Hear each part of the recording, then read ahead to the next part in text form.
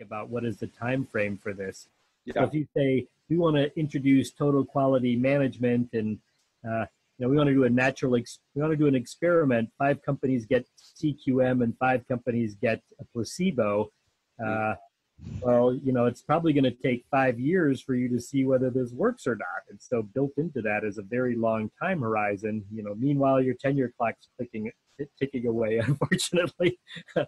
But so I think that's right. That one model is to maintain ongoing relationships with sort of the business community, like what Andy does in Minneapolis, St. Paul, is to just throw the doors open to the business community and say, we want to maintain ongoing ties with you. You can imagine having a built-in relationship manager so that, you've been working with 3M for the past 30 years and you have access to what the prior engagements have been.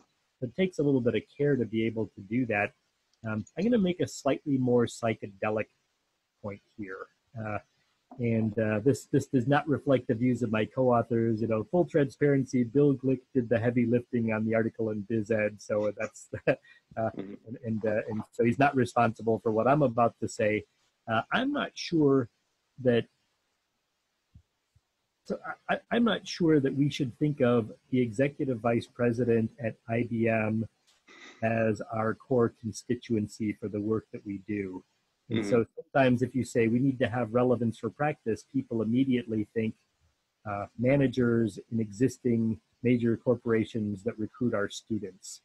Okay. I would prefer to see the broader society as our constituency, including kids, my kids that I've left this terrible climate destroyed context for. I'm thinking about their future, and I don't think it's going to be working at IBM. I don't think that it's necessarily solving the problems of existing organizations. We're now at this turning point in the organization of capitalism where the institutions that we're going to see in the next century might not look anything like Westinghouse or Eastman Kodak or IBM. They might be worker-owned co-ops, or they might be Pokemon Go. That sounds ridiculous, but Pokemon Go kind of is a model for coordinated collective action. Like, you could imagine new forms of enterprise that look more like, the Women's March or Pokemon Go or Linux or something like that.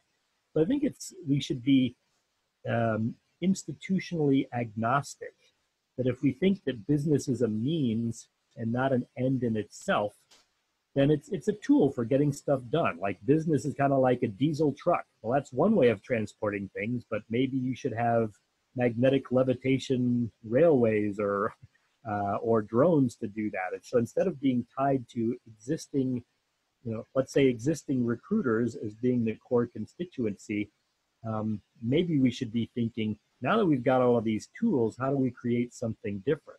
So the model might be less like maybe medicine and more like architecture or engineering. Like, wow, we've now got glass. It can be 1 millimeter thick and stronger than steel. What kind of structures can we make? We're kind of in that situation now. We could be creating new structures. And I don't think we value that as a form of research. Like, we don't think of it as research, coming up with a cool new organization design and an app to run the thing. Like, we think of that as it doesn't sound like the kind of thing that would end up in a journal, but that could be our greatest contribution, is thinking more like computer science, where writing a really good algorithm counts as research. So that's a little psychedelic, but I think that would be computer science or architecture might be a good model for us, where it's creating new structures rather than just making sense of the ones that are already out there.